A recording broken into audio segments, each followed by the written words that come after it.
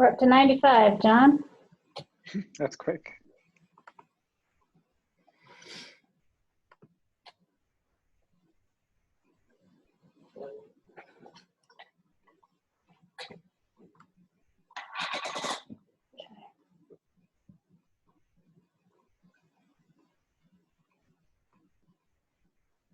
All right.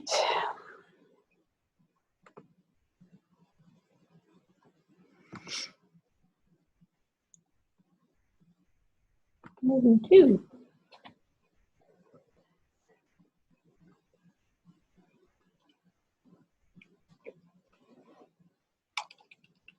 Welcome, folks who are joining us. I'm going to give us just a couple of minutes as more folks log in before we start. Oh, and I am muted. People can't hear me.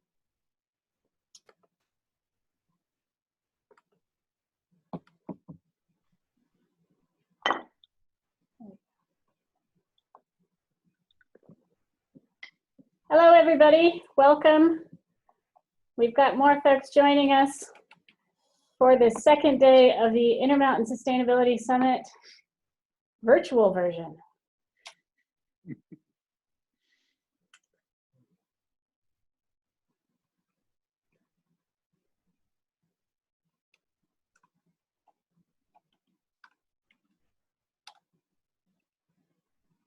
Just a minute in, so I am going to wait a couple more minutes before we get started. When you told them. Oh.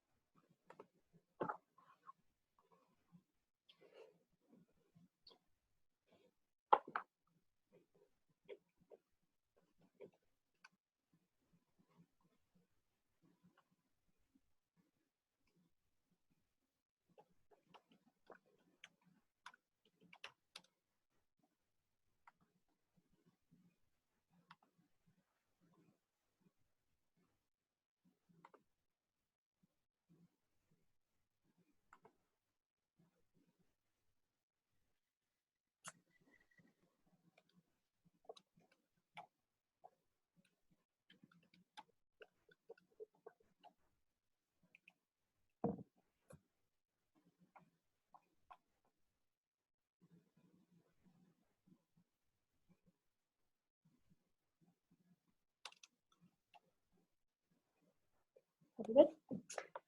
All right, I'm going to go ahead and kick us off. So welcome, everybody.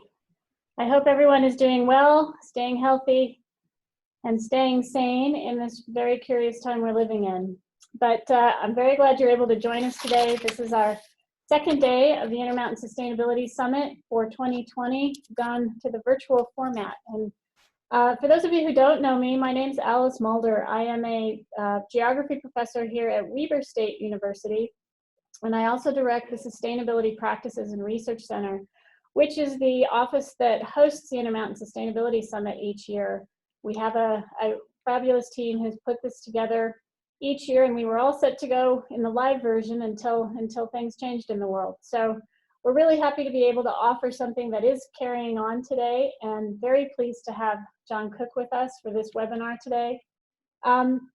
I just wanted to say that we're very glad to be able to host something where those of us interested in sustainability and climate change and addressing the issues that are so pressing.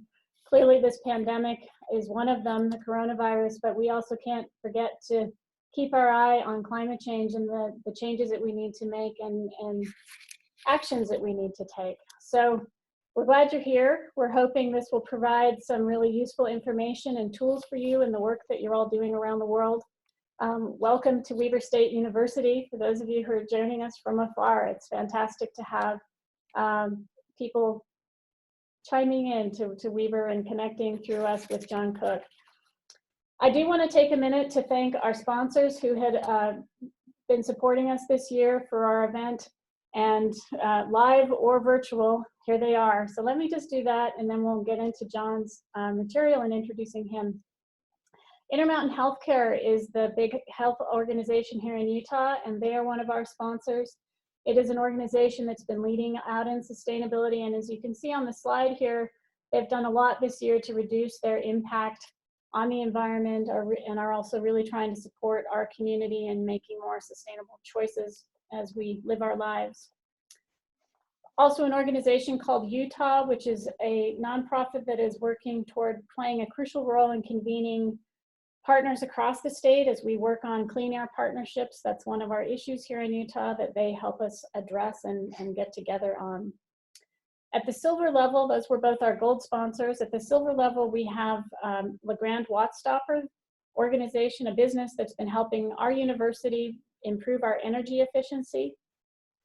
We also have one of our colleges here at Weber State, the Engineering, Applied Science and Technology College of that, which has been training our future leaders in education and technology and the skills that they need as we shift toward a greener economy.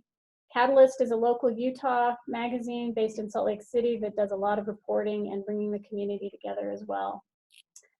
Our bronze level sponsors, GSBS Architects, the Weaver Morgan Health Department, Ogden Sustainability Committee, Interface, Lucid, VCBO Architecture, Grounds for Coffee, and Union Grill, both of which are local watering holes of one kind or another, the Weber State Credit Union, and our other friends at the summit, Sodexo, who's a food provider here at this university, New Skin, the Utah Climate Action Network. We have a lot of network members, I imagine, who are joining us today online, Intermountain Events, and Salt Lake City Green, the Salt Lake City Sustainability Office. I also want to really thank our supporters at the university. All the colleges just about have chimed in and helped supported us this year and going forward. The College of Science, Moyes College of Education, the College of Social and Behavioral Sciences, the Talitha E. Lindquist and College of Arts and Humanities, Stewart Library, Energy and Sustainability Office, our Facilities Information Services here on campus, and definitely the Office of the President, Diversity, and the Honors Program. So thank you so much to all of our sponsors, and I hope some of them are able to join us and are here today. So let me introduce to you John Cook. Many of you probably already know about him.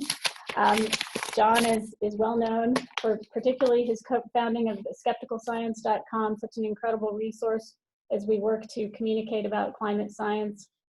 He's a research assistant, currently assistant professor at the Center of Climate Change Communication at George Mason University. He obtained his PhD at the University of Western Australia, studying the cognitive psychology of climate science denial. His research focus is understanding and countering misinformation about climate change.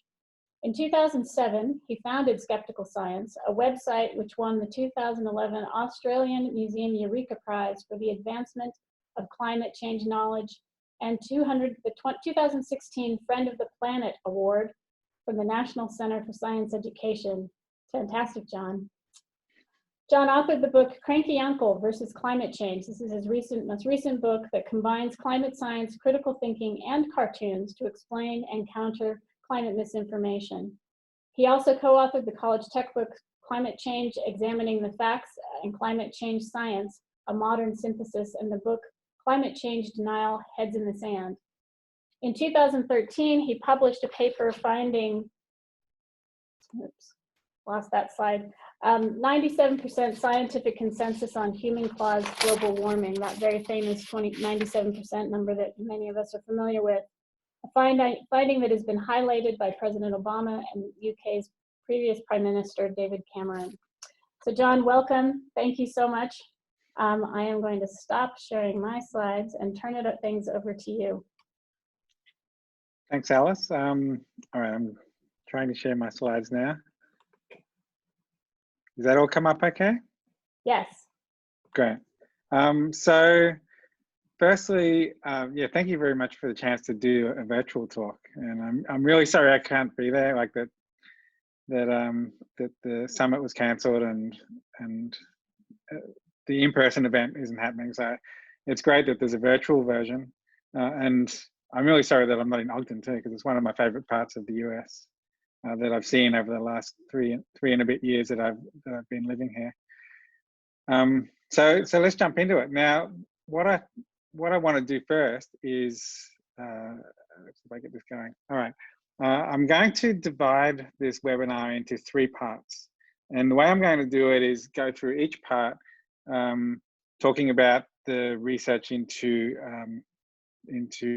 psychological research into misinformation, then talking about critical thinking, and then talk about some practical applications of this research and different ways of communicating it.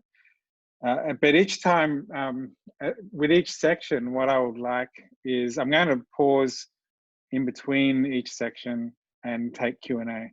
And so if you have any questions about any of the what I'm talking about, if you could save them up, and when I get to the end of each part, if you post them into the Q&A section of Zoom, then we'll just go through the questions before moving on to the next section.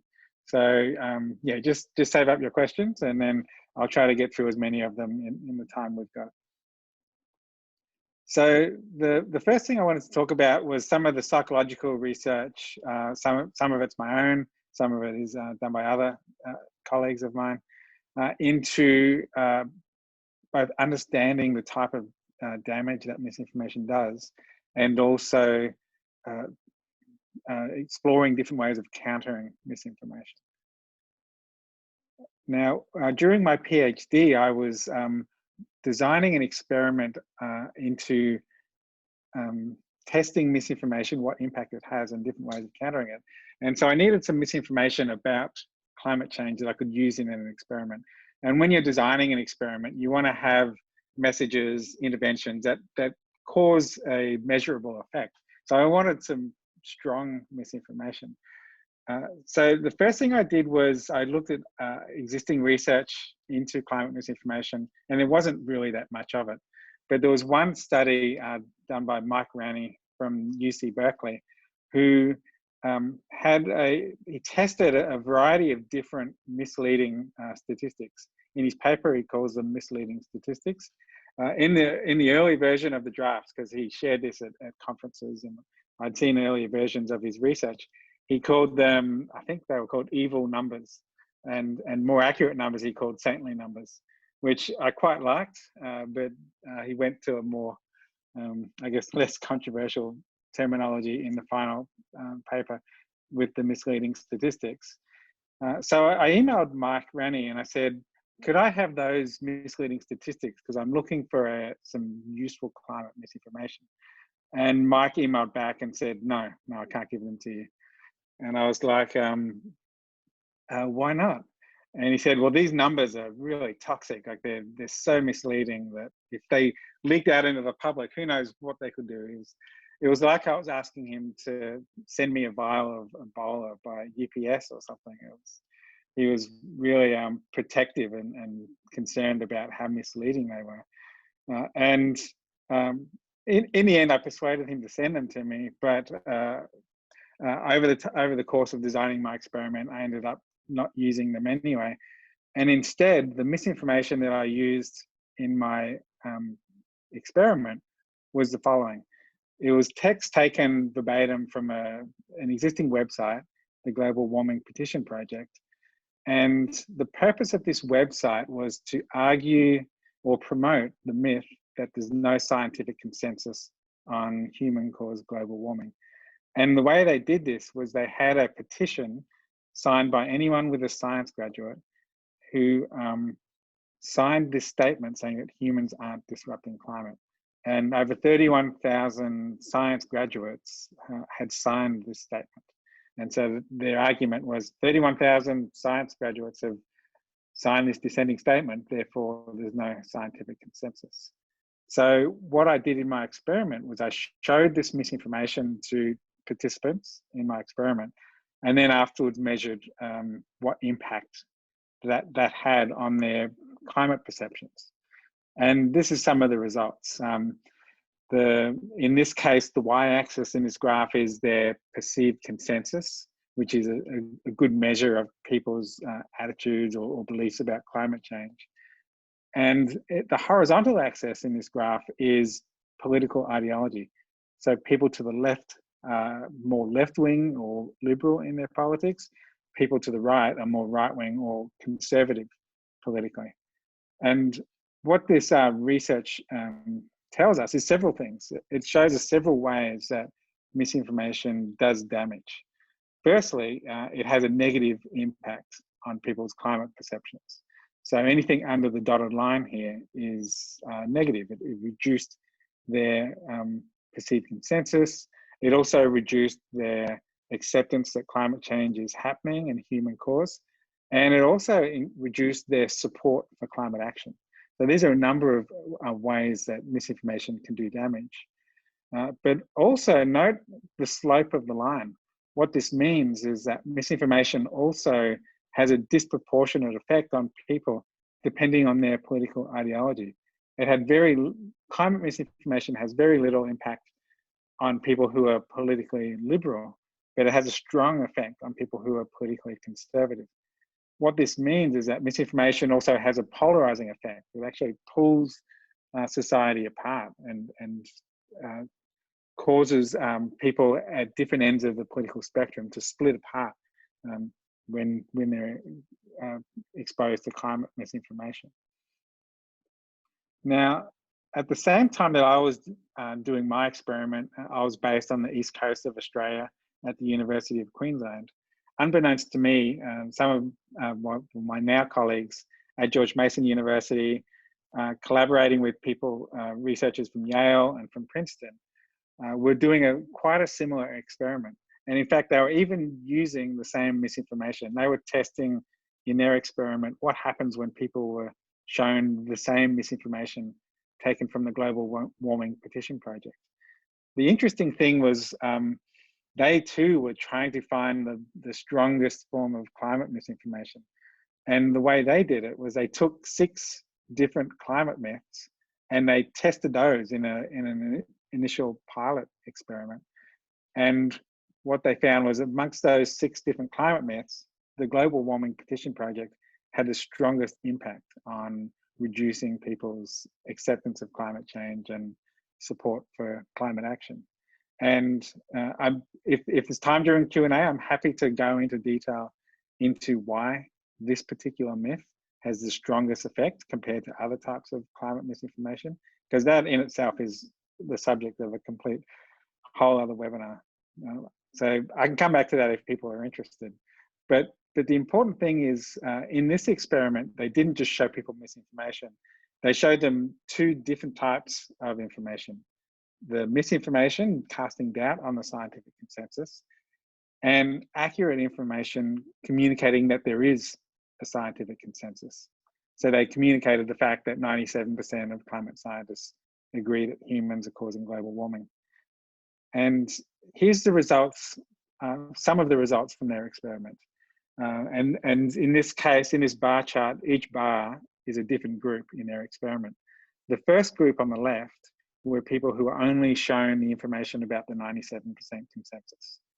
And what that found was that if you communicate the facts, particularly about the scientific consensus on climate change, that has a strong positive effect. And it strongly increased people's perceived consensus. The second group here, the second bar, was people who are only shown misinformation. And what this shows is that if people are only shown misinformation, it has a significant negative effect in reducing their perceived consensus. And this result is pretty much consistent with what I found. On average, it reduced perceived consensus by about 10%. But the third group here, that very thin line, is what happened when people were shown both the fact and the myth. And what we find there is the 2 cancel each other out. When people are exposed to both accurate information and misinformation, there's a danger that they cancel each other out and you end up having no effect. And the reason why this is because when people are shown conflicting pieces of information and they have no way of resolving that conflict, then they tend to, or there's a danger that they disengage. It's a bit like those old Star Trek episodes where Captain Kirk gets cloned and there's an evil Kirk and a real Kirk, and Mr. Spock has to try to figure out which is the real one and which is the fake one. And that's the real conundrum that people face nowadays when there's fake news everywhere and real news, and they're trying to figure out which is which. And if they can't figure it out, then they disengage and they stop believing, not just in the misinformation, but the real news as well. And to me, this is one of the most dangerous elements of misinformation. Not just that it makes people believe wrong things or that it polarizes people. I think that one of the most dangerous and insidious elements of misinformation and fake news is that it can actually have this annihilating effect. It causes people to disengage and stop believing in or listening to accurate information and mainstream news sources. So that really, that research really puts a finger on what one of the key problems of misinformation is. But it also gives us insight into what the solution to misinformation is. Because if the main problem is that misinformation, if the main problem is that people can't resolve that conflict between real news and fake news, then the solution is helping people resolve that conflict. And the way to do that, that they were exploring in this experiment, was a branch of psychological research called inoculation theory. Now, in inoculation theory, the idea is it takes the concept of vaccination and applies it to knowledge. In vaccination, people get exposed to a weakened form of a disease, and that helps them build up immunity so that when they encounter the actual disease, they don't get infected. What researchers studying inoculation theory have found is when you expose people to a weakened form of misinformation, that builds up their immunity so that when they encounter the actual misinformation, they don't get misled. So what do I mean by weakened form of misinformation? There's basically two elements to an inoculating message. Firstly, warning people of the threat that they might be misled. And secondly, counter arguments that explain how the misinformation misleads. In other words, explaining the techniques that misinformation used to distort the facts. So here's an example from this experiment that I've just been describing. In a fourth group, they showed them an inoculating message before showing them the misinformation. And the inoculating message listed several different ways that the misinformation, the global warming petition project, distorted the facts and misled people. And one of the most important elements of that is the fact that because the 31,000 signatories of the petition were science graduates, that meant that there could have been anyone across any area of science. And so when you look at the 31,000, you see computer scientists, veterinary scientists, medical scientists, mechanical engineers, but very few actual climate scientists. Around 0.1% of those 31,000 actually had climate science expertise. So what they found was when people were inoculated before being shown the misinformation was mostly neutralized, and it allowed the facts to have a positive effect. Now, in my research, at the same time they were doing this inoculation research, it turns out I was also doing inoculation research in Australia with that same misinformation, but there was one big difference between their inoculation and mine. In mine, I didn't mention the global warming petition project at all. Instead, I spoke in more general terms about the general technique of fake experts and how that technique can be used to cast doubt on a scientific consensus. And so I actually use the analogy of the tobacco industry using fake experts to cast doubt on a scientific consensus that smoking caused cancer. And what I found was when people were inoculated with a more general explanation of the technique of fake experts, this is what happened when people were shown the inoculating message and then shown the misinformation. And the blue line is the group who were inoculated. And basically what I found was that inoculating people with a general message completely neutralized the misinformation. don't be distracted by that slight slope in the line. Statistically, the line is equivalent to just a straight flat line. What that means is that across the political spectrum, the misinformation was neutralized. And that tells us that whether people are politically liberal or conservative, nobody likes to be misled. And when you explain the techniques used to deceive people, that neutralizes those arguments, regardless of people's political ideology. So that that summarizes my the first part of this webinar, talking about the psychological research into A, how misinformation does damage, and B, the one answer to neutralizing misinformation. And that answer is inoculation. In other words, explaining the techniques of science denial, explaining the techniques used to distort the facts and mislead people. And by explaining the techniques, what that does is it builds the public's immunity or resilience against misinformation. So what I'm going to do now, I'm kind of flying blind here, but I'm going to stop sharing my screen, and we might do some questions before we jump to the next section. Okay, so what I'm going to do is open up Q&A and try answering some questions. Let's hope that this works. So, all right, so there was a question about the Oregon petition and the claim that it was signed by, all right, so let me just read the question. Was the misinformation about the Oregon petition the claim that it was signed by 31,000 actual scientists, or the claim made within the wording of the petition statement? Okay, so, well, firstly, the petition statement was a misleading statement. It was saying that humans aren't disrupting climate and a number of other climate myths. But really where the Oregon petition misled people, the point of it was to convince people that there was no scientific consensus on human-caused global warming. And it was by having this whole list of supposed experts, these 31,000 experts, making that social argument that there was no expert agreement. And so there are actually several misleading techniques used in that in the Oregon petition, but I will come back to that in the next section. I'm going to drill down in more detail into exactly how it misleads. So, but yeah, it's more that it uses the technique of fake experts to mislead people.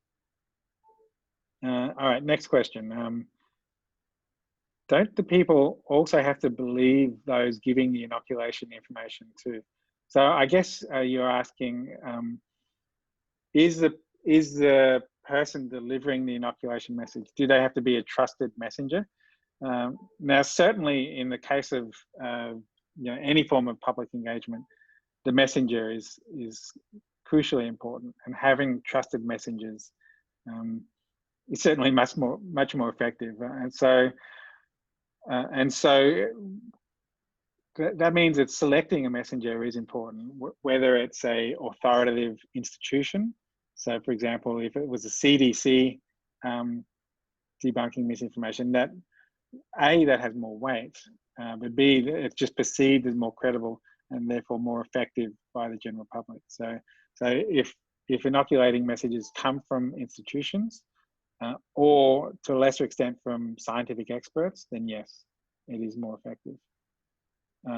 Thirdly, if it comes from people, if inoculating messages go to an audience and it comes from someone who shares the same values as that audience, that's also more effective than if it came from someone outside of that group. Okay, so I'm just jumping around here. Can you use this technique if the audience has already been exposed to the misinformation? Yes. What I'm talking about here is inoculation, so a preemptive correction or a pre-bunking. But there's been a little bit of research now almost all of the inoculation research to this point has been about preemptive pre-bunking, like getting there before people are shown the misinformation. And so there's actually been some research that has started to explore the idea of therapeutic inoculation or using the same technique after people are shown the misinformation. And that's what we've been testing as well. And in fact, I will come back to this because we've just finished some research now here at George Mason that directly compared pre-bunking versus debunking and what happens. And there are some really interesting differences. Both can be effective, but it depends on the type of correction. And so I'll come back to that later. But in general, that idea of explaining the techniques of misinformation can work in both contexts. All right, the next question is why is political ideology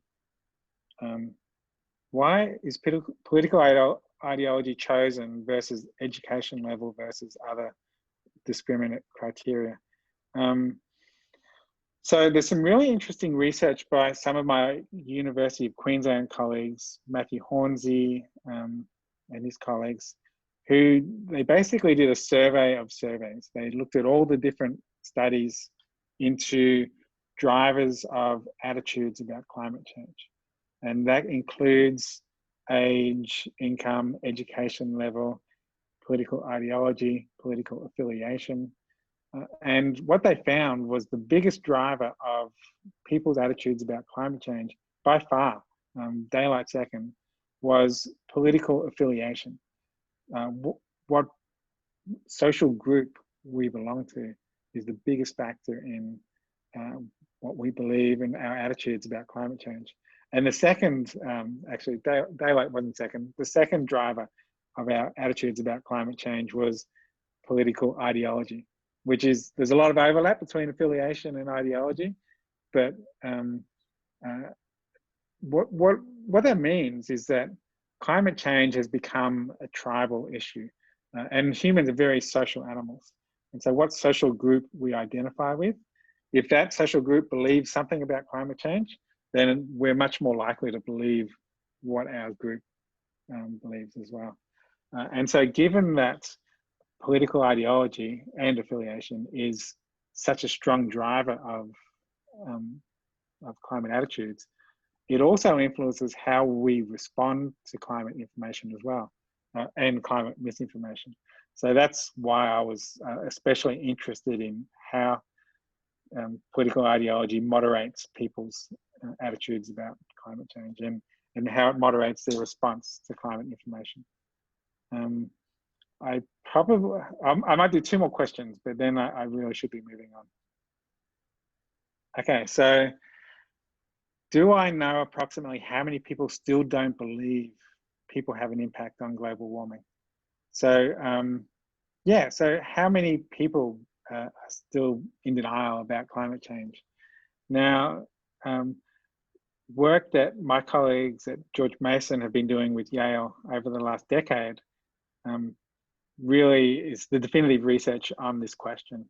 What they've been doing is twice every year, they take these large national surveys, and I know that it's a very US-centric answer, but they've been concentrating on the US population. And they've been measuring people's attitudes about climate change. And taking that survey data, they've broken up the US public into these 6 different ways of thinking about climate change. At one end of the spectrum, the alarmed, and then the concerned, and then all the way to the other end of the spectrum, there's dismissive and doubtful. Dismissive being at the far end of the spectrum. And what they found is pretty consistently over most of this period, the dismissive, the people who are not only deny that global warming is human caused, but are just dismissive of climate science in general, they're around 10% of the population. And that's been a pretty stable number for a number of years. In contrast though, the alarmed and concerned has been growing to the point where the latest data shows that people who are either concerned or alarmed about climate change at up to 57% of the US population. And that number has been increasing steadily over the last few years. And so that tells us that most of the public are on board with the science, and only a small proportion of the population are actually dismissive, are denying the science. And that's important. Like, that has communication consequences, because it means that what is our goal when we engage the public about climate change? Is it about convincing that 10%? And given how stable that number is, convincing them is a really difficult proposition. And usually those kind of efforts are unproductive or even counterproductive. I think that our efforts are better spent communicating climate change to the other 90% who are open to scientific evidence. And again, I think that's something I'd be happy to get into later on if there's time. All right, I'm going to answer one more question and then I'm going to move on. Adam asked, can inoculation be used in reverse by denialists? And the answer to that is yes, they can, and yes, they do. In fact, I would argue that possibly the most effective inoculation campaign that I can think of is probably Donald Trump's fake news narrative, which is essentially inoculated a third of the population against mainstream news. That means that whenever there is real news showing something that's damaging to the president, a third of the population don't believe it because they've been inoculated against mainstream news. And what this also tells us is that there are different types of inoculation. There's shotgun type inoculation, that just sort of a broad, I guess, inoculating people against everything, which is quite nihilistic, quite destructive, and it breeds a lot of cynicism amongst the general public. And that's a very destructive, damaging form of inoculation. In contrast, the type of inoculation that I was talking about in those experiments that I just described was a more surgical type of inoculation that targeted specific misleading techniques. And what I found in my research was that that didn't breed cynicism or increase people's distrust of scientific institutions or scientists or science. And so we need to be careful that when we are trying to inoculate the public, we don't do these broad brush, like more damaging general types of inoculations, but rather we try to be more surgical in how we target specific misleading techniques. I'm sorry, there's a lot more questions, but in the interest of getting through this webinar, I'll press on, and then we will come back to questions afterwards. Did you have something else? John, I just wanted to find out from you, just so that we have focus questions for the next session, I think I may shift the questions that have been posted into the dismissed category. We can still look at them later, but just so that you see what rises to the top with the next session. Does that work? That sounds good. Okay.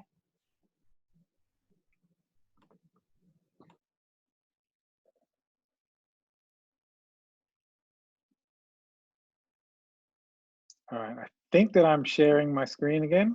There's so much junk on my screen right now. I'm having trouble getting to the pertinent. All right, so we'll see everything all good. I'll keep proceeding. All right, actually, I can't even see my own slides because I've got Q&As. Give me a second. How do I move this? There we go. All right, so okay, so the next section is it's really reflective of the next phase in my own research. After I finished my PhD, doing psychological research into how to counter misinformation, I came out of that with the next question was, all right, if inoculation is the answer, how do you do that? How do you create inoculating messages? And to answer that question, I turned to some of my colleagues at the University of Queensland in the philosophy department, Peter Allerton and David Kincaid, I think David might be on this webinar, so he might chime in with a question or a comment later on, hopefully. And what we did was we started working on developing a methodology for deconstructing and analyzing misinformation. Oops, let me get this going. There we go. So, so this was the paper that we ended up publishing in Environmental Research Letters. And what we did in this research was we outlined a methodology, a step-by-step approach to taking misinformation and analyzing it so that you could identify is the claim, is the potential misinformation that you're looking at, is it logically valid? Does it have any reasoning fallacies? And if it does, it helps identify those fallacies, which you could then use to develop inoculating messages so that you could inoculate people against that misinformation. So this is that flowchart, that step-by-step methodology that we developed.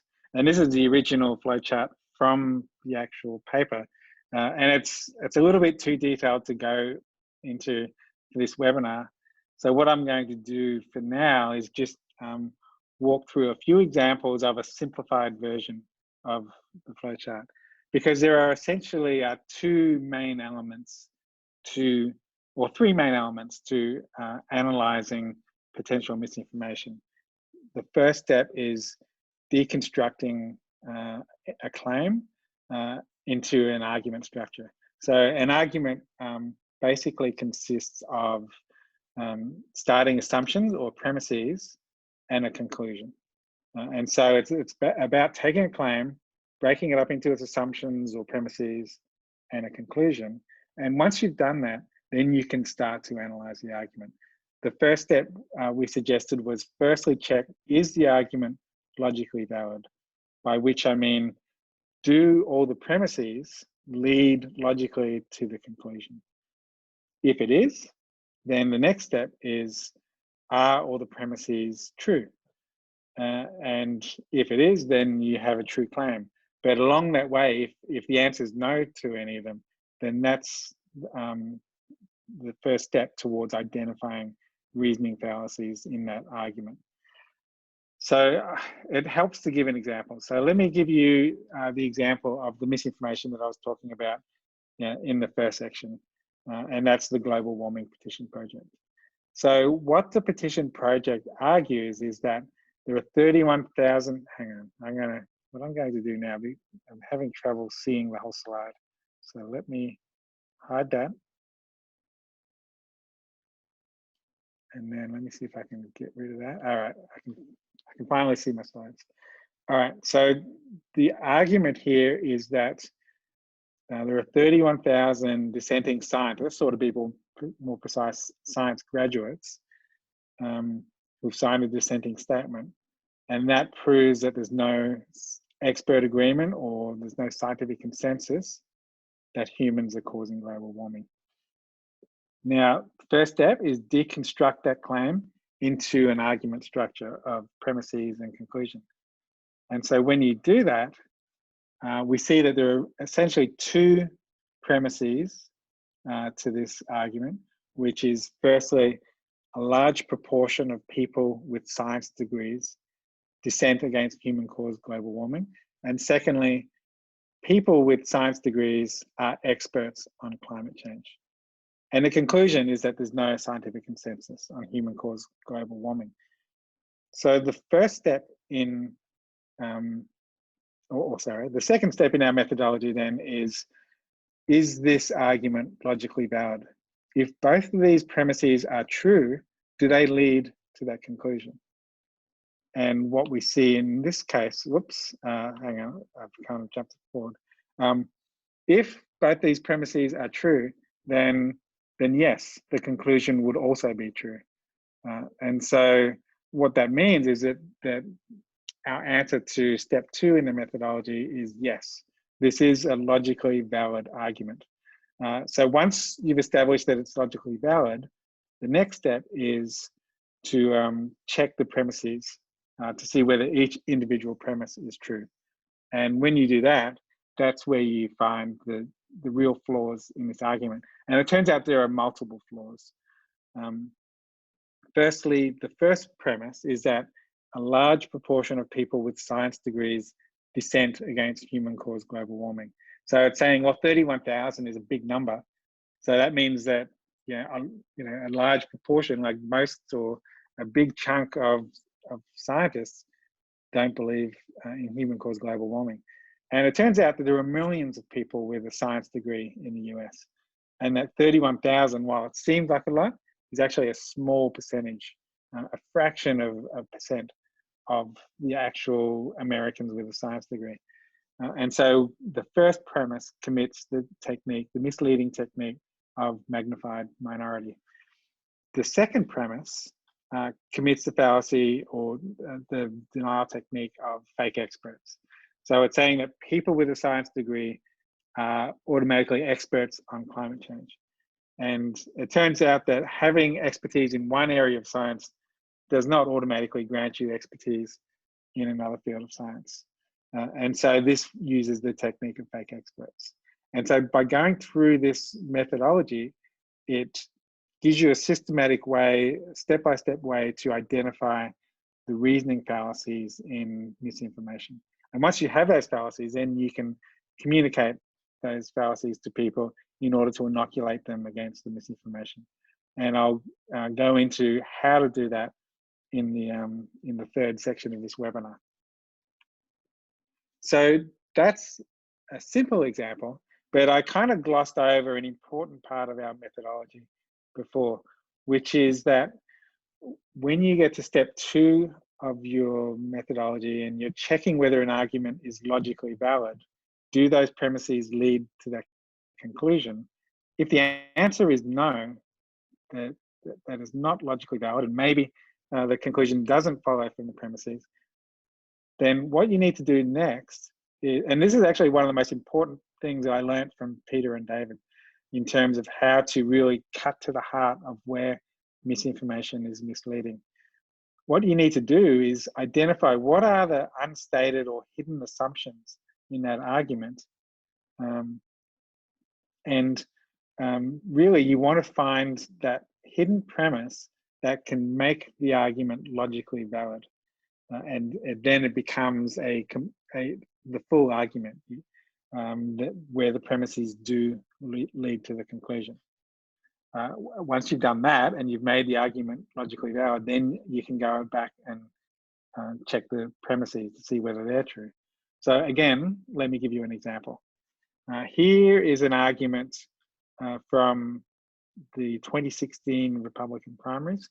Marco Rubio was asked a question about climate change, and his response was this, that the reason why climate is changing now is because climate has always been changing. And you hear this argument and you think, oh, that doesn't sound right. But sometimes these kind of arguments, it can be hard to put your finger on where exactly it goes wrong. And that's where this critical thinking methodology is so powerful. So step 1, let's deconstruct that claim into an argument structure. And there's 2 premises in this argument. 1, climate has changed naturally in the past. 2, climate is currently changing, and therefore the conclusion, current climate change is naturally caused.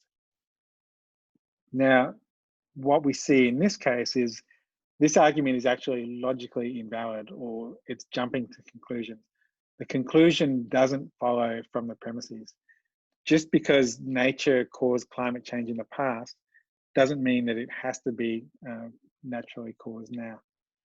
And so, given that this argument is logically invalid, the next step is, well, what's the unstated hidden assumption in this argument? What is the hidden premise? And it turns out that the third premise, the hidden premise in this argument, is that past drivers of climate change must be the same as current drivers of climate change. And once you add this third premise to this argument, now it's logically valid. If all 3 premises are true, then logically, the conclusion must be true as well.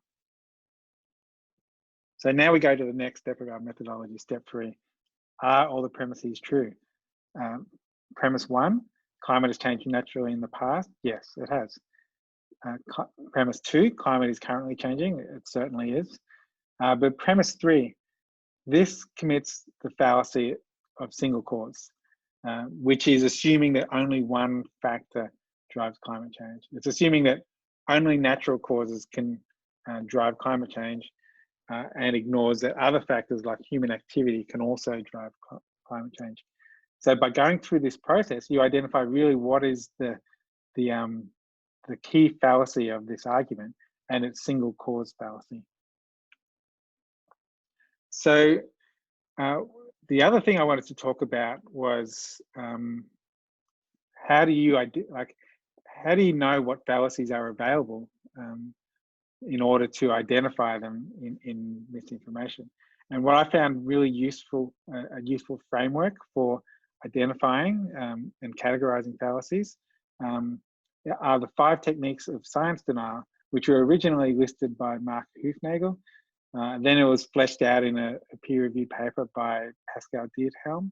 And these 5 techniques of science denial I summarize with the acronym FLIC: fake experts, logical fallacies, impossible expectations, cherry picking, and conspiracy theories. Now, over the last half decade, I've been adding, like basically collecting denial techniques like people collect stamps. And I've been building up this FLIC taxonomy, adding more as I gradually continue my research and look at more different examples of climate misinformation. And the FLIC taxonomy has gotten quite bloated at the moment. There's a lot in there. Logical fallacies especially is like an umbrella of different fallacies. And so there's quite a lot in there. And then just yesterday, along with Stefan Lewandowski, we published the Conspiracy Theory Handbook. And in that, we listed 7 different traits of conspiratorial thinking. And because I'm a bit of a nut about acronyms, I developed an acronym for remembering the different 7 traits of conspiratorial thinking, CONSPIRE. And so now the FLIC taxonomy has gotten even more out of control, having added the 7 traits of conspiratorial thinking in there as well. But I think the main thing I wanted to introduce to you at this point was just FLIC, and just having this framework of identifying fallacies is really helpful, so that when you're deconstructing arguments and trying to look at premises and look at reasoning flaws, it's very helpful to have an existing framework with named techniques to guide you towards identifying where an argument goes wrong. So I guess I'll end the second part of this by I guess the main point of it is that FLIC, these 5 techniques of denial, is a useful framework for identifying fallacies. And if you want to get more information about this, or if you want a standing resource where you can find that taxonomy, you can go to sks.to/FLIC, and I'll be updating that URL over time and adding more information in there. So it'll be it's a evolving resource, and there will be more in there over time. So what I'm going to do now is, I'm going to go back into Zoom, and we will do some more Q&A just about the critical thinking aspect. Okay, all right. So Dave asks a question: why the focus on deductive validity rather than inductive cogency? And what is it about climate denial that leads to absolute claims? So Dave makes the important point, which is that everything I just talked about there was talking about deductive logic. And I'm probably going to mangle this explanation, especially with Dave watching, but deductive logic is definitive logic. It's like if these premises are absolutely true, then the conclusion is absolutely true. And this contrasts with inductive logic, which is more probabilistic. It's saying that you know, there's a probability that this is you know, that this premise is true, and this leads to the conclusion that you know, is very likely this or likely that. So it's not as definitive or as deductive arguments. Now, it's a lot easier to debunk, or it's a lot easier to analyze deductive arguments rather than inductive ones. And after we finished the deductive paper, we started working on an inductive one. We haven't finished that yet, and so my question for David is, why haven't we finished it? So maybe we need to get back onto finishing that inductive research. But it is a lot more difficult debunking or responding to inductive misinformation. That's all I'll say about that. But he also asked, what is it about climate denial that makes it deductive? Climate denial arguments, mostly, or many of them, are deductive in form. They're just absolute statements. Global warming isn't happening. Humans aren't causing. Global warming is caused by the sun. Climate impacts are not going to be bad. The fact that they are deductive in this way means that a deductive approach is appropriate and effective. How to respond to inductive probabilistic arguments, which is usually arguments that more cast doubt on science, is another question, and it's actually a difficult one, and I don't really know the answer to it yet. Okay, so Robert is disputing my claim about the validity of the argument. Which argument? He's disputing that the petition project argument is logically valid. The premises together support the claim that there is expert agreement on human-caused global warming. They agree that, I'm not quite understanding his question. This is the problem with doing this kind of thing live.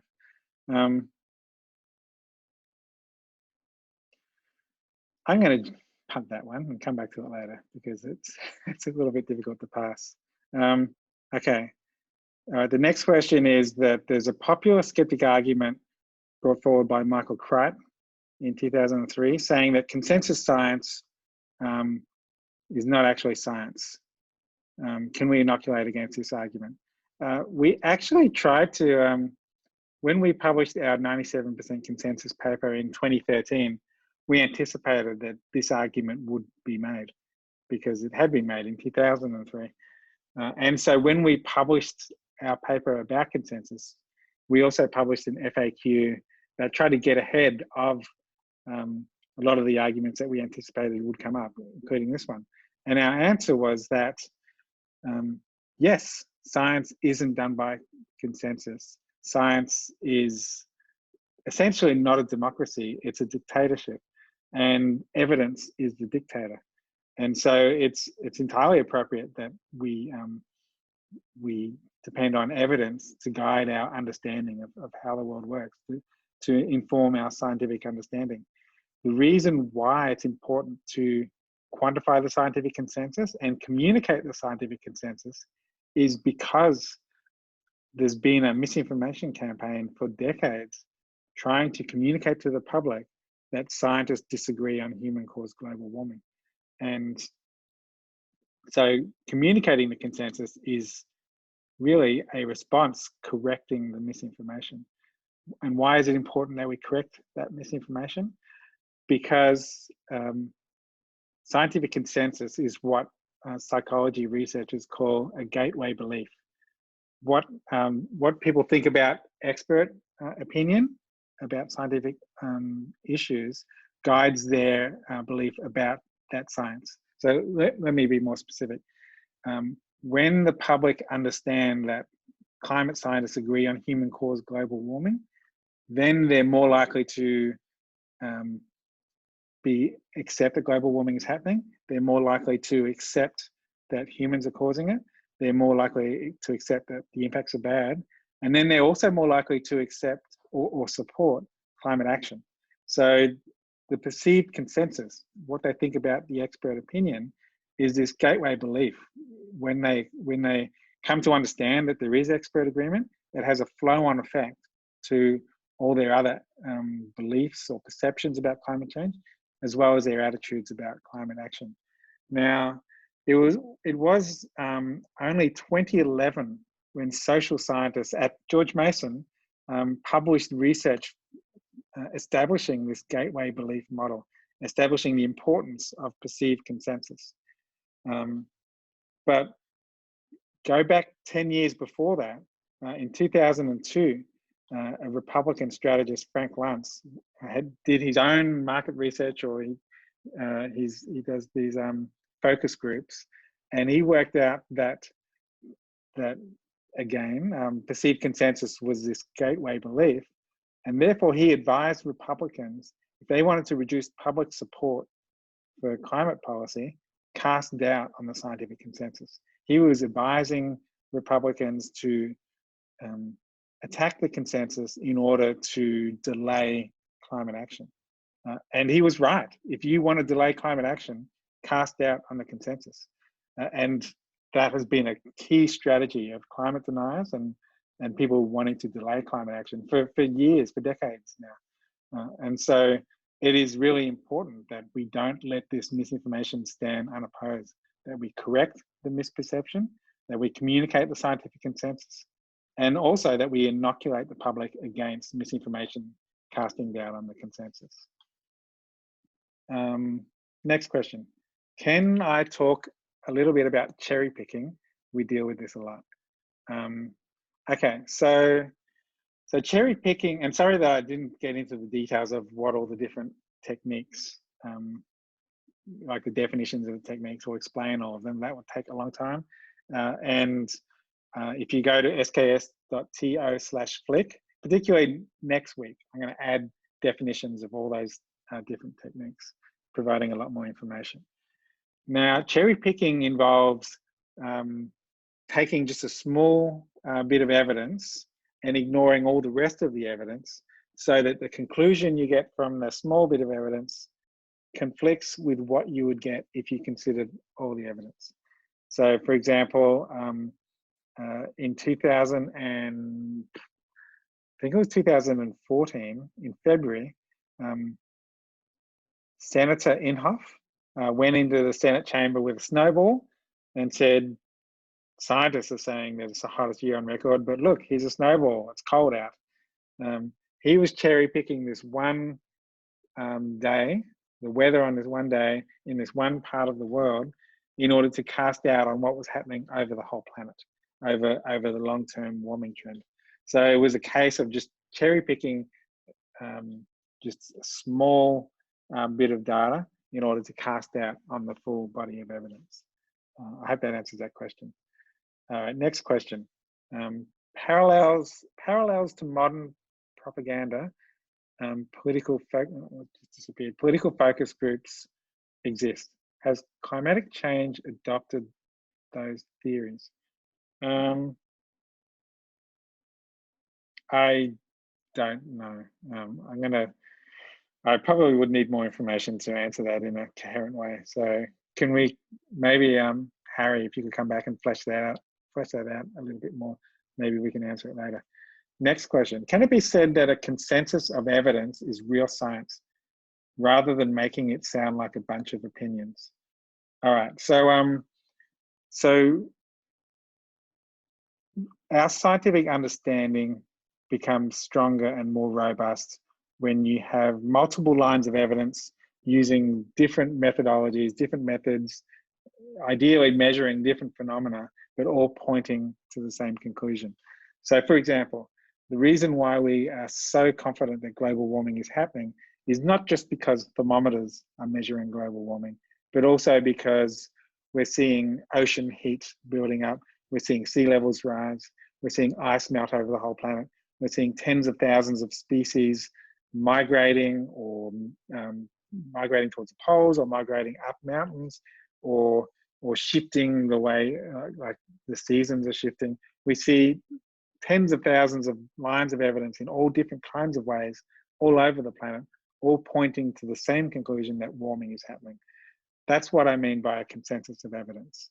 And when you get science replicating the same result through different methods, that's when our confidence in our scientific understanding is strongest. And so then it is about empirical observations rather than about opinions. In which countries is misinformation on climate change most severe? Certainly there is variation in the prevalence of misinformation across the globe. And corresponding with that, you have public opinion shifts, so that the more prevalent misinformation is, the lower public acceptance of climate change is. And really, climate misinformation is most prevalent in 5 countries: the US, Canada, the UK, New Zealand, and Australia. So yeah, I'm sorry that I have to list my own country in there, not to mention where I live now. And I don't recall like, my hypothesis is that the one thing that all those 5 countries have in common is Murdoch Press, and Murdoch Press is a very prolific producer of misinformation. But again, there was some interesting research coming out of the University of Queensland by Matthew Hornsey and Kelly Fielding, finding that they found that public attitudes about climate change were most polarized in the countries that depended the most on fossil fuels in their energy mix. And the conclusion they took from that was that misinformation about climate change, funded by the fossil fuel industry, was a driving force behind public polarization on the issue of climate change. And so I think that that's actually a really fundamental point to make, is that polarization about climate change is not uniform across the world, and it's strongest in the US. And that means that the human brain isn't hardwired to be polarized about climate change. It's not baked into how we think.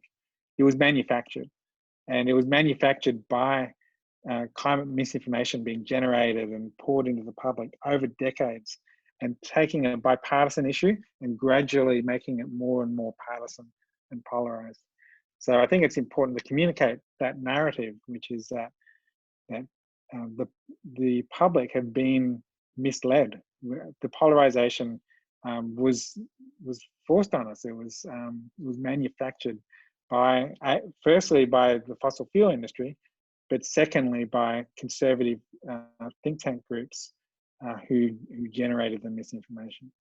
And we actually write about this in a report, America Misled, which documented and summarized all the scholarly research into how the public have been misled on climate change through these misinformation campaigns.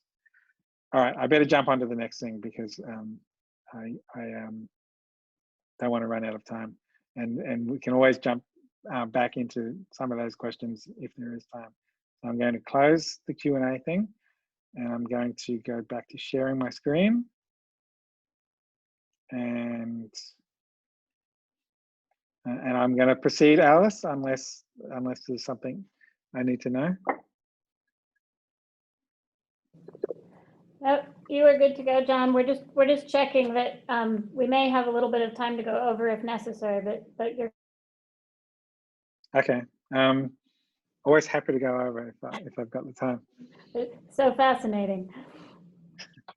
Okay, so all right, now, so the next stage in my research career, having done the psychological research, finding that inoculation was an answer to misinformation, and then working with Peter and David on coming up with critical thinking methods to develop inoculating messages.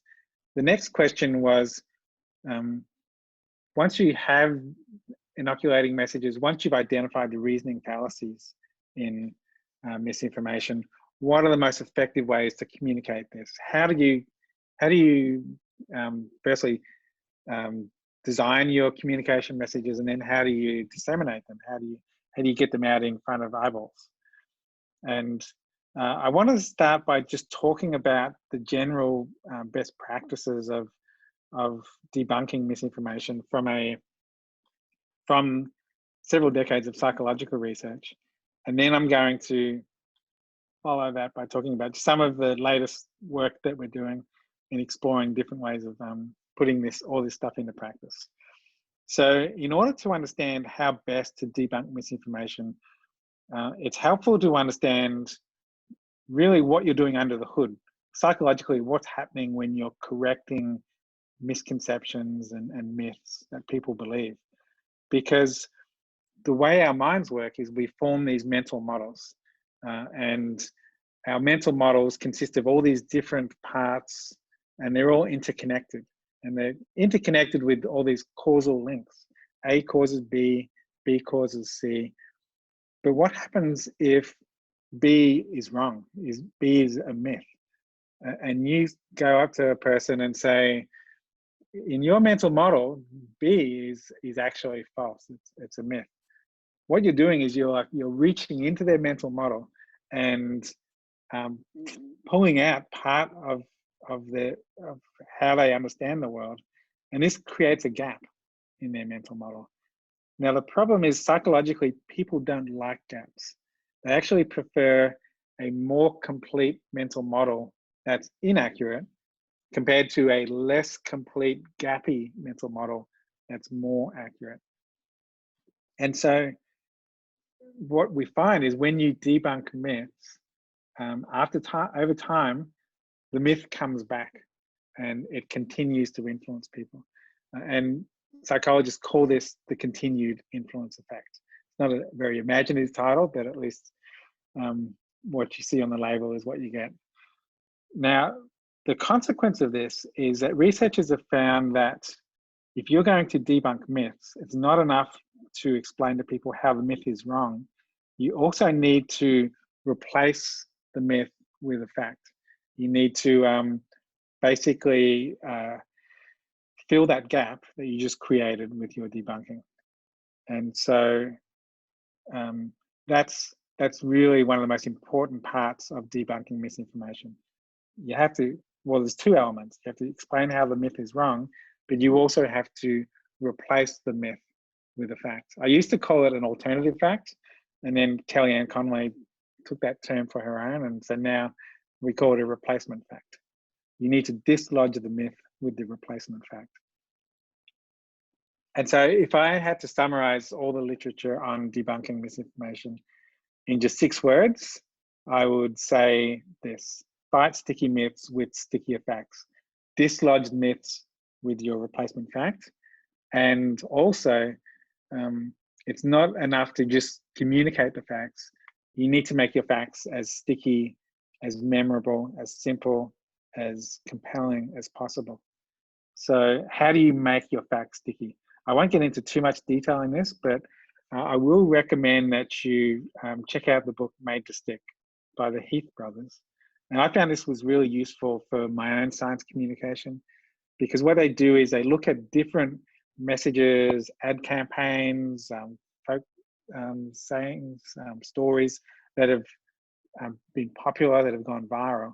And I identify what are all these different sticky messages, what do they have in common? And they all share some of these 6 different traits. They're all simple. They often take people by surprise. They all come from credible sources. They're all concrete rather than abstract, which is a big challenge for science communicators.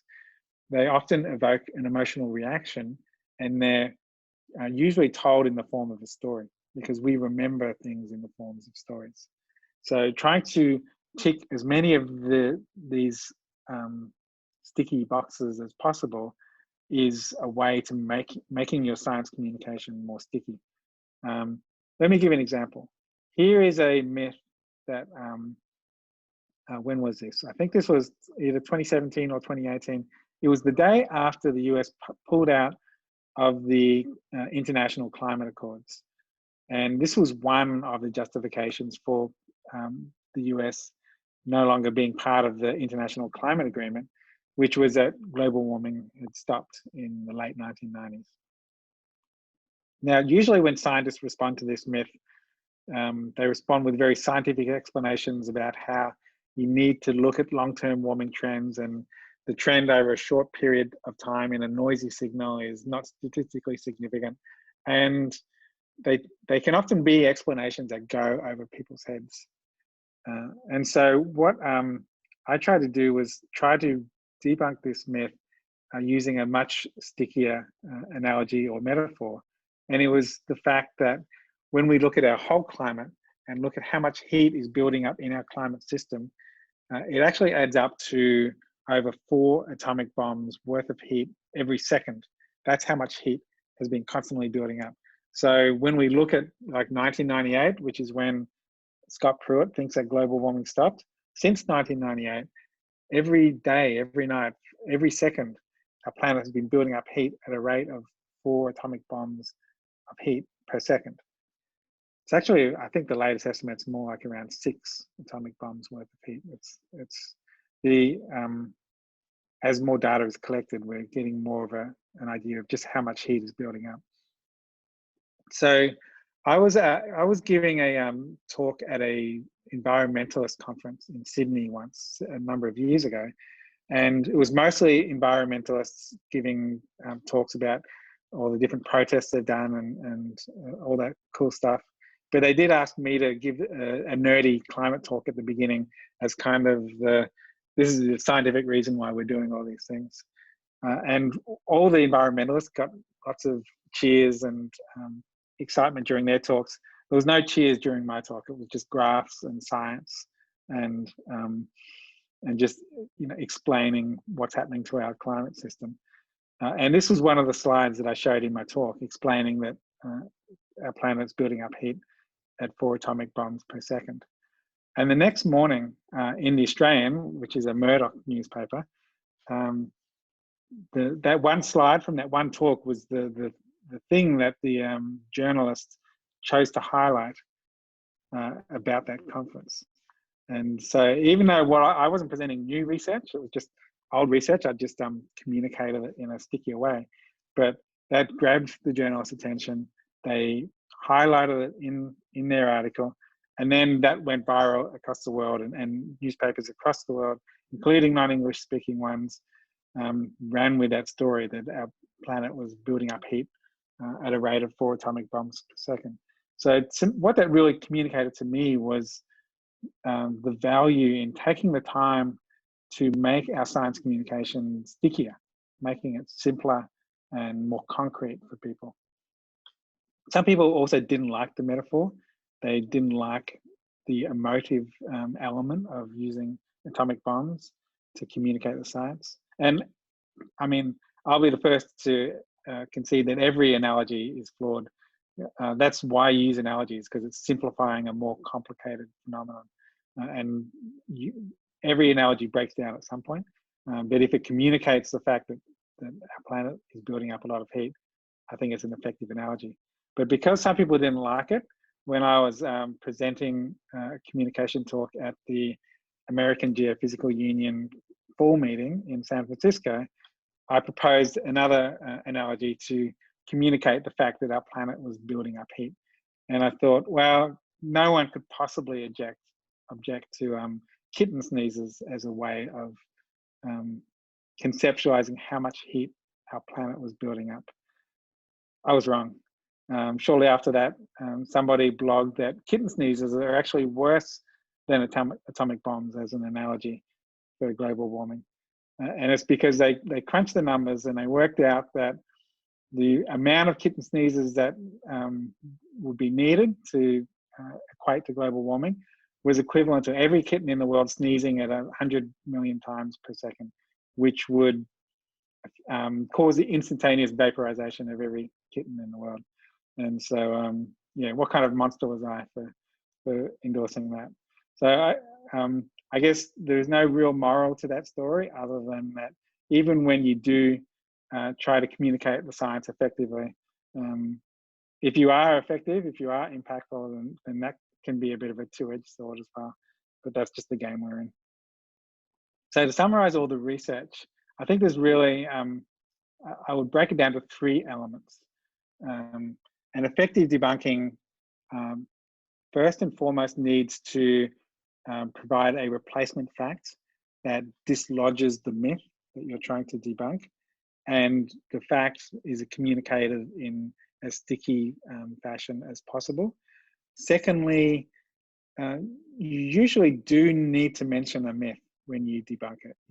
I mean, there has been talk about, can you kind of just try to debunk a myth without even mentioning it? It doesn't really work that way, because you have to actually activate the myth in people's minds in order for them to tag it as being false. But then you have this conflict. You've introduced to people a fact and a myth, and you have to help people resolve the conflict between the fact and the myth. And the way you do that is by explaining the fallacy that the myth commits. I learned after developing this fact myth fallacy framework that actually 18th century German philosophers have been talking about this for centuries. The idea of hypothesis, antithesis, synthesis. Present to people this conflict between fact and myth, but then help them resolve the conflict. And Flick is the useful framework for coming up with the fallacy that the myth uses. Now, I just wanted to talk at the end about some of the latest research we've been doing. What we've been doing is testing different ways of inoculating people. Now, this is one way, just doing basically what I did in the second part of this webinar, which is deconstruct the misinformation and identify the reasoning fallacy. Now, David and Peter, when we were writing our critical thinking paper, they introduced me to another way of explaining logical flaws. And that's a technique called parallel argumentation. What that involves is taking the logical flaw in a bad argument and transplanting it into a parallel analogous situation. And usually the more absurd the situation, the more clearly you communicate the flaw in the original logic. So let me give an example from Marco Rubio's argument that climate has changed naturally in the past. He's basically arguing the reason why climate is changing is climate has always been changing, but that logic is exactly the same as finding a murder victim and arguing this person died of natural causes because people have always died of natural causes. Both arguments commit a single cause fallacy, but showing a ridiculous version of that argument highlights the flawed logic in the original argument.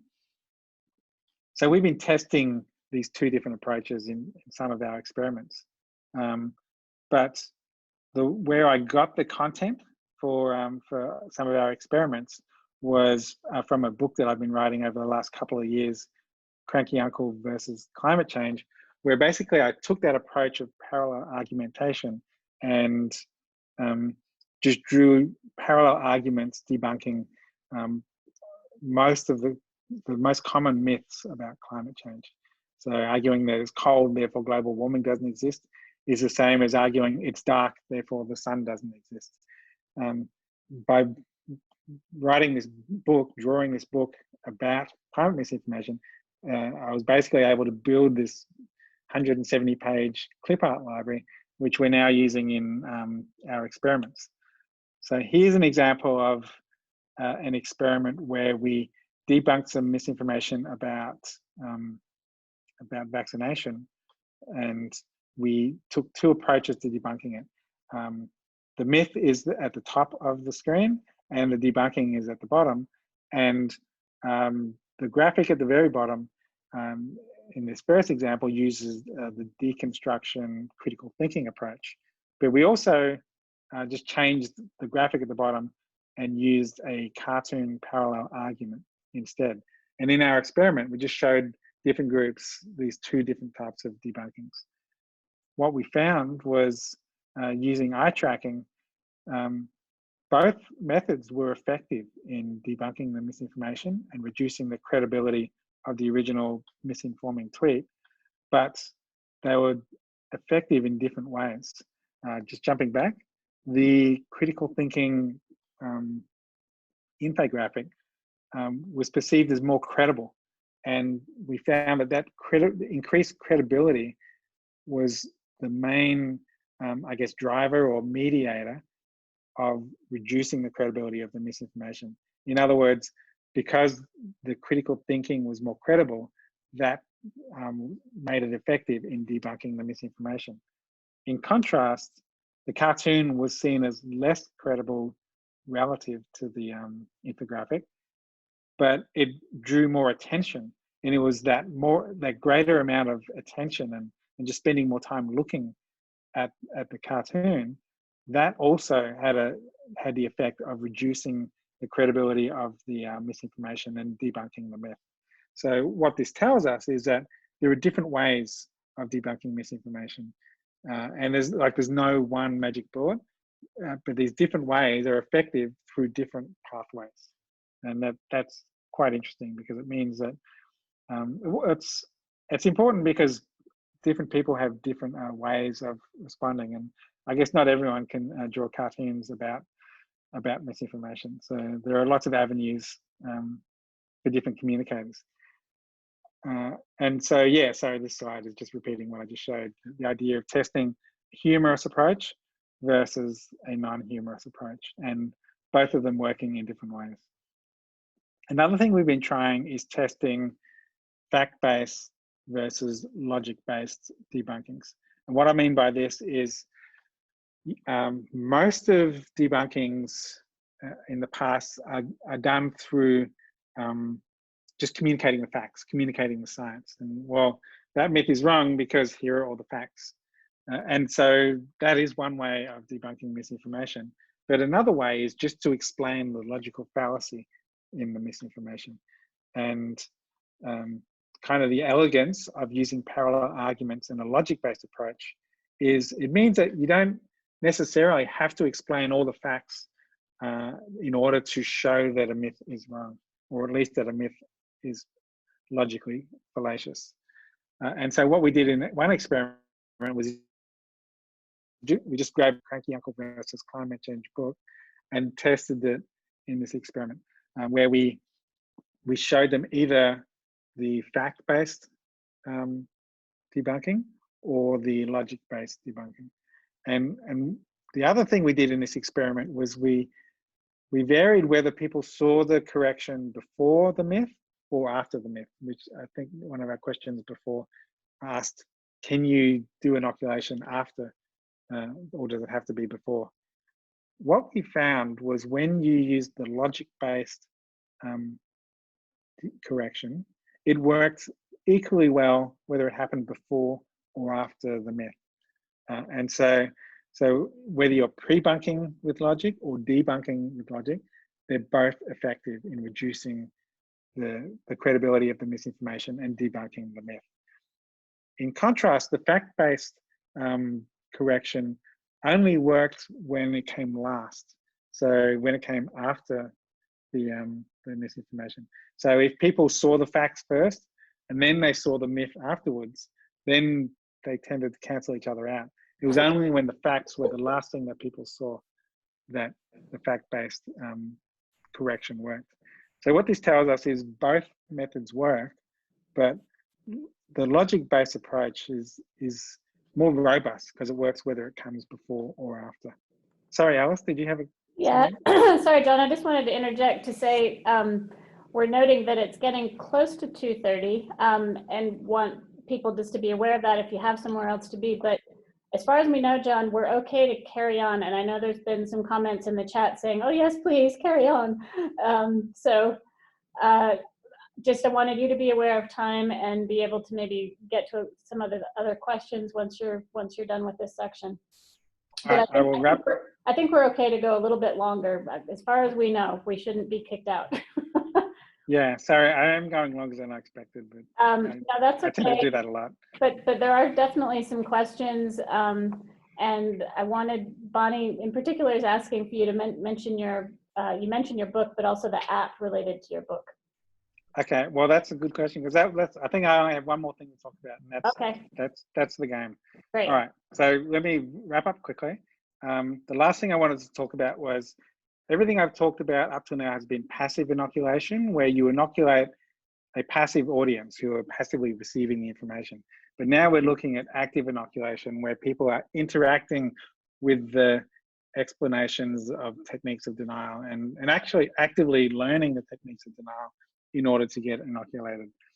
Now, there's a really great game by Sander van der Linden, who also did some of that research that I mentioned earlier about inoculation. He's now looking at active inoculation and doing some of the cutting edge research in this area.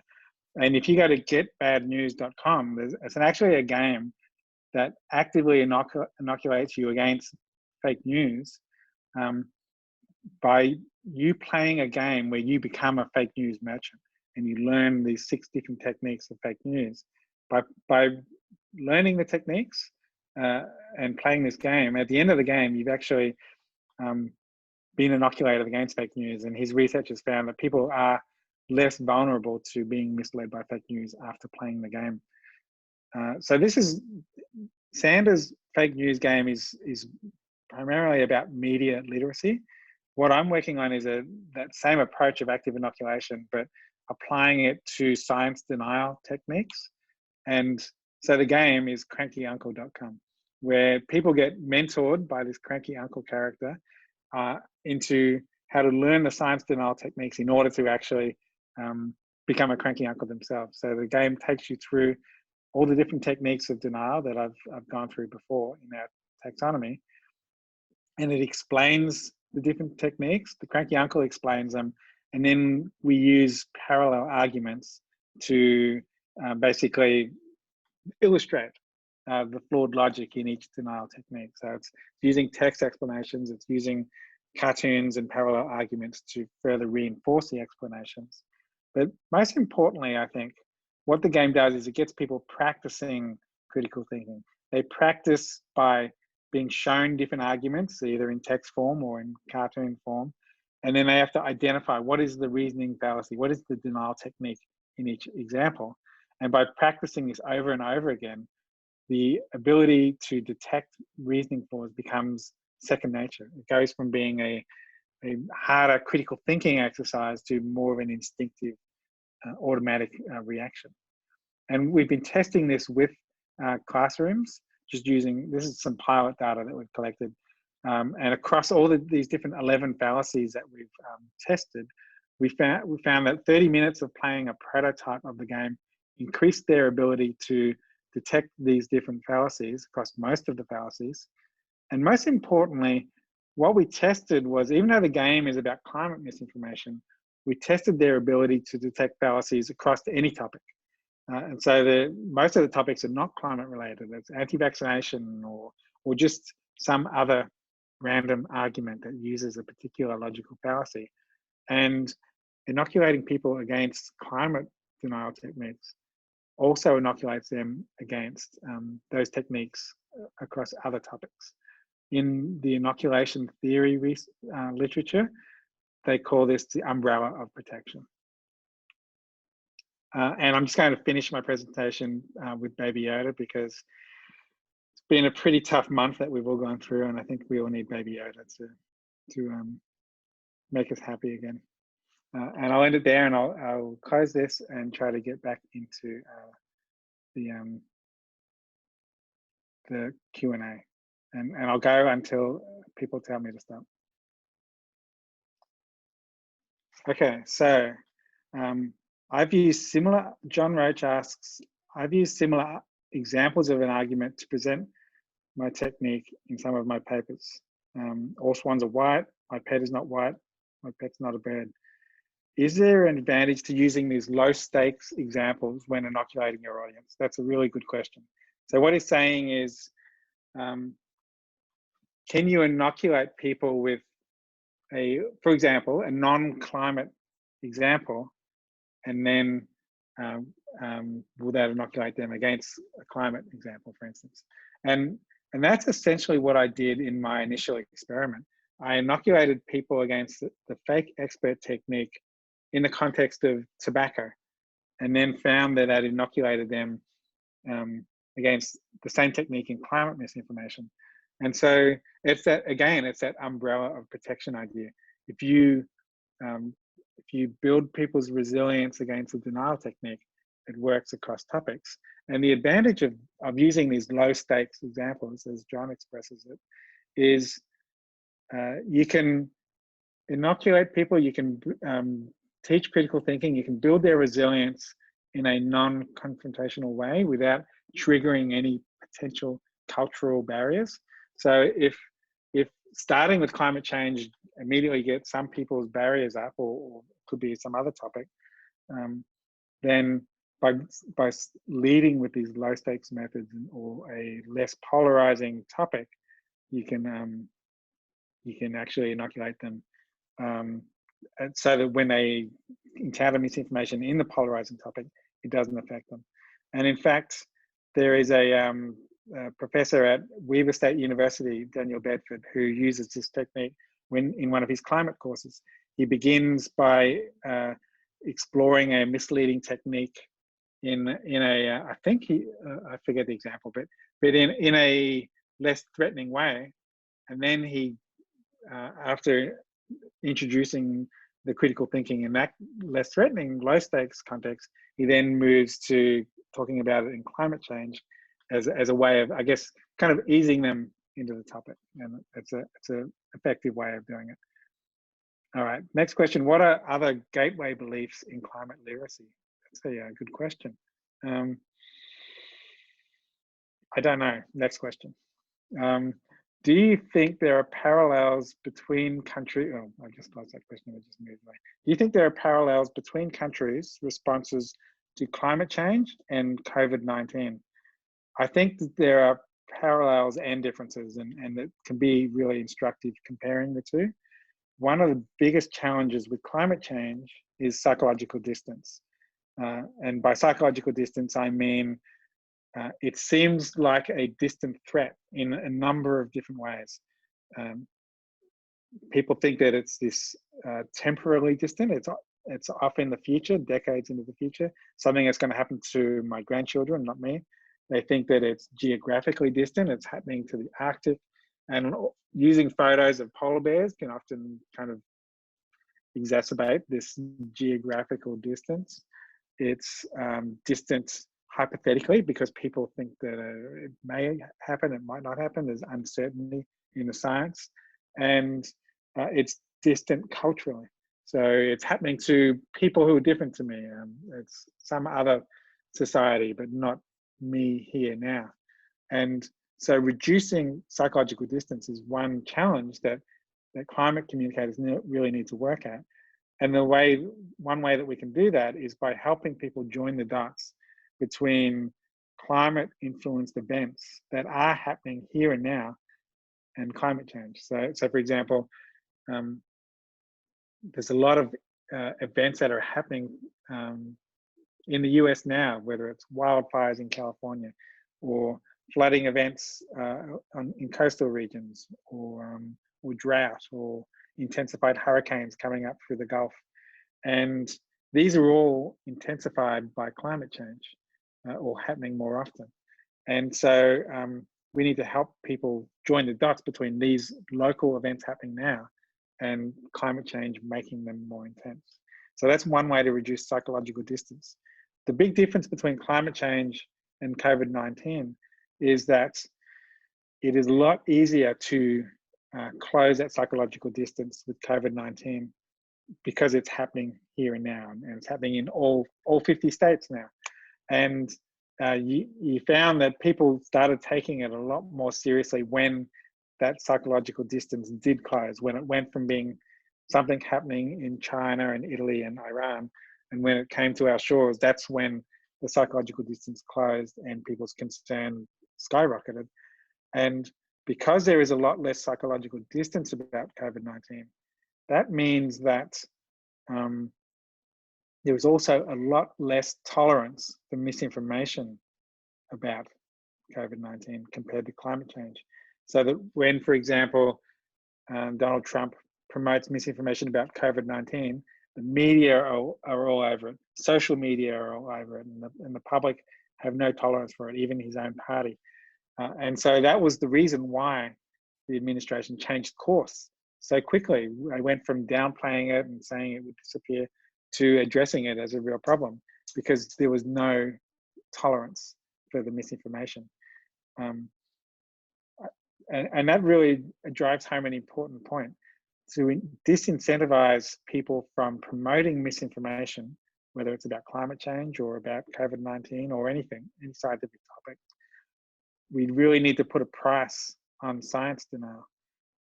There is a much greater price, political price, for promoting misinformation about COVID-19 compared to promoting misinformation about climate change. Can I keep going, Alice? I will take your Yes, silences. yes, you're good to keep going. There's a lot of good questions here. All right.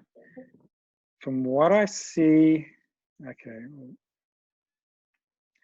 From what I see in my work, education and overall understanding of climate have not moved past the likelihood of denial petitions happening still. That actually was a response Jennifer Roberts wrote to what Harley wrote above her. Oh. Would something similar to the 31,000 graduates signing the denial petition be able to happen today? Or has our education and overall understanding become advanced enough for something like that to become unlikely?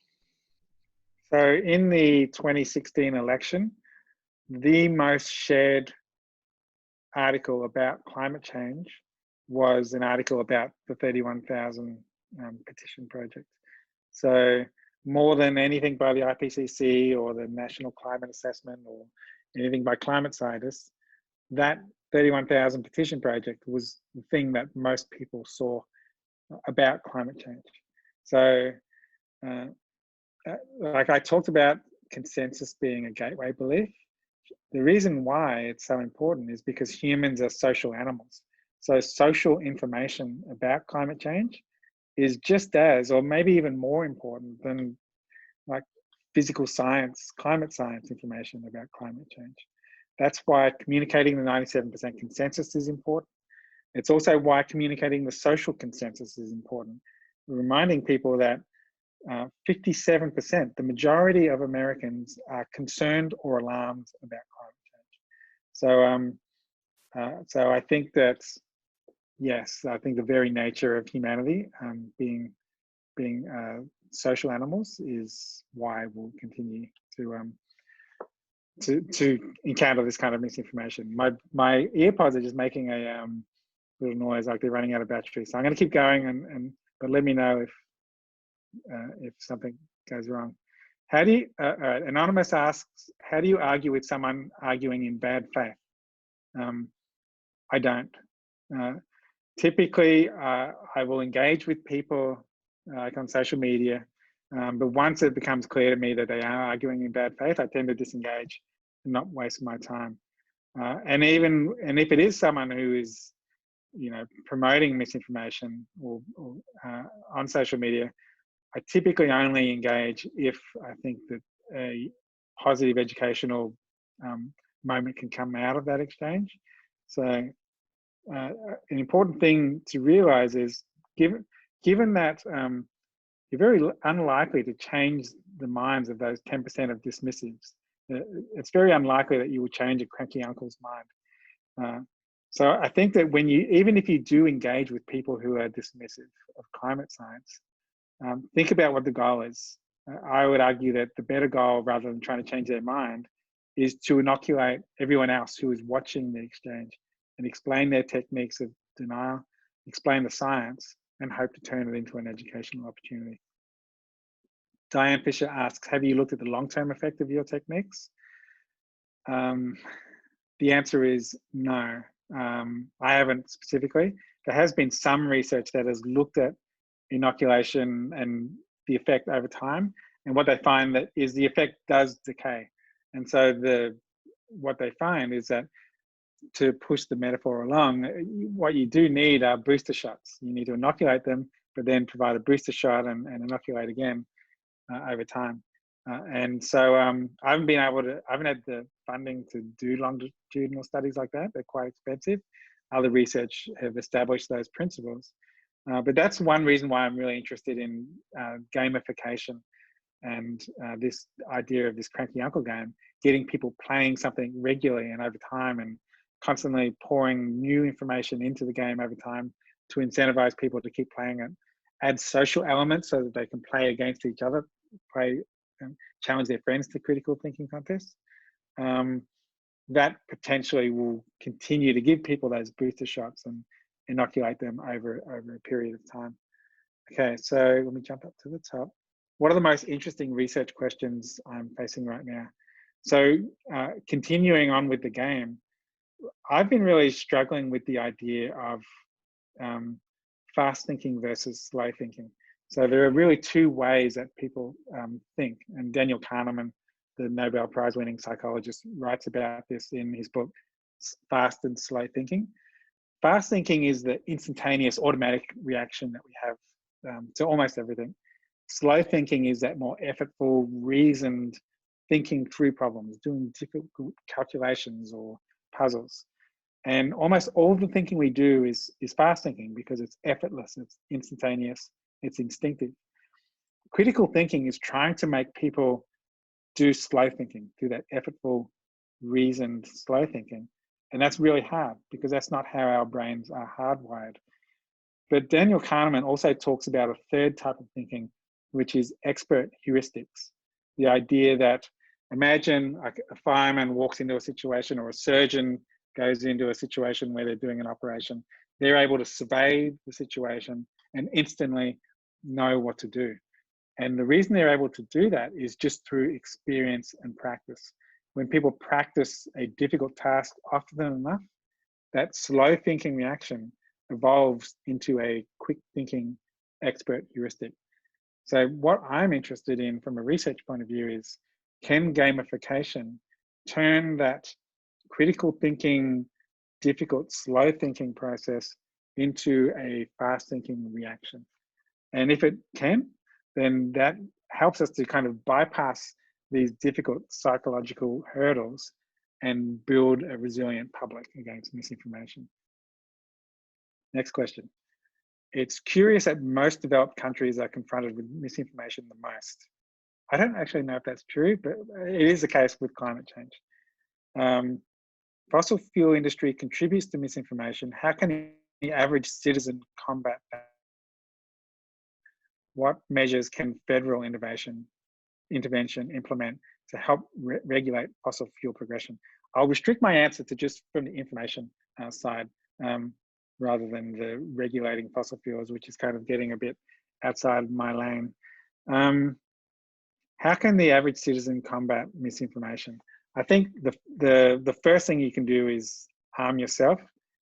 So arm yourself with the science, but also arm yourself with critical thinking techniques.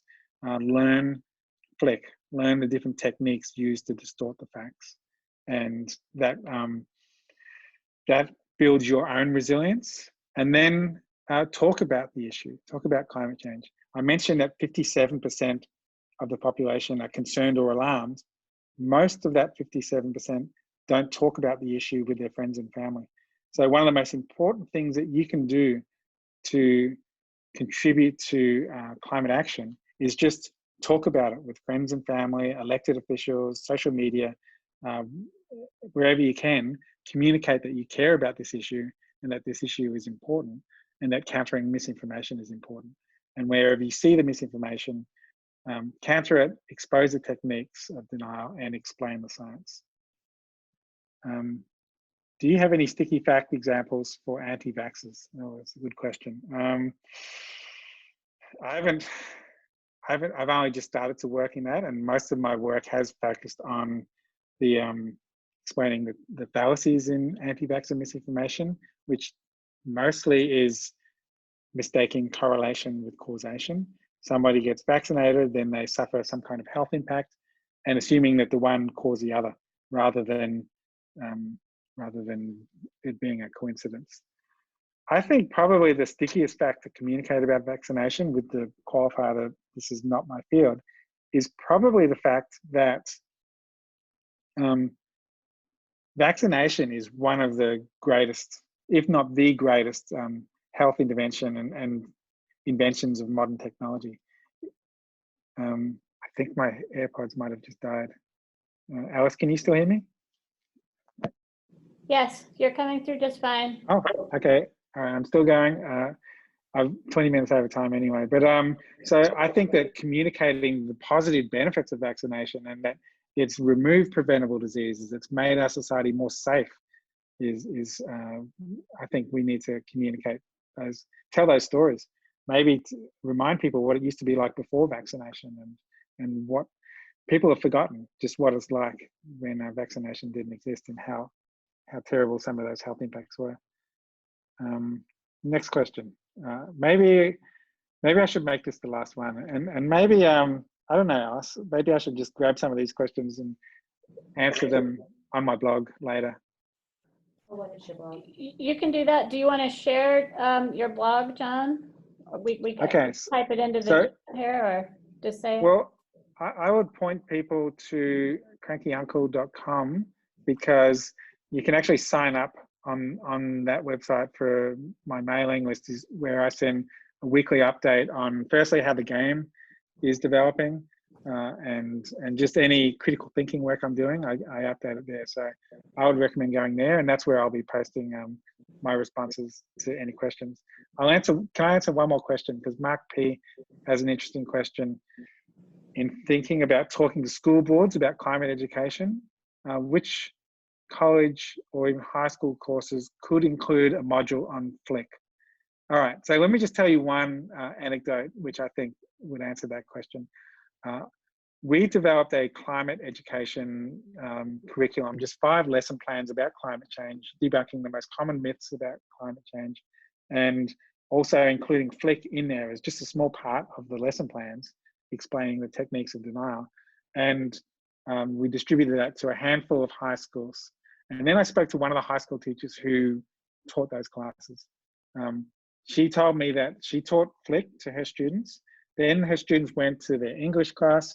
Their English teacher was talking about some misinformation, and the students said, "Hey, that's Flick. We just heard about that." And they explained it to the English teacher, and the English teacher ended up incorporating it into the English class. Then the principal of the high school heard about Flick being used in English and in environmental science, and took the Flick framework and applied it to every class in the school. So my answer is, which college or high school courses could include Flick? I think all of them. I think that critical thinking and identifying misinformation applies across all topics, and also teaching it in one topic also builds resilience in the other topics as well. So I think the more students are taught critical thinking and how to spot reasoning fallacies, I think it builds a more resilient public in general, and more resilient students. And so I might finish there and let you take over, Alice. Thank you so much, John.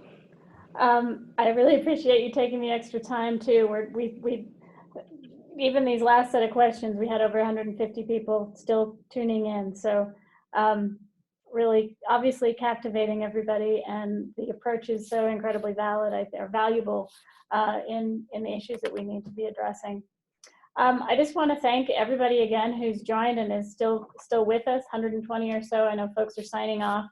But the recording will be made available through Weber State University. We're really pleased to be able to offer this to everybody through the Weber State Sustainability, and specifically it'll be on the weber.edu/IS Summit website. It will probably take a few days before it's there, but we'll get it up. We can share that with you too, John. You can find it there as well, and make use of it. But thanks everybody again. I hope everyone stays well.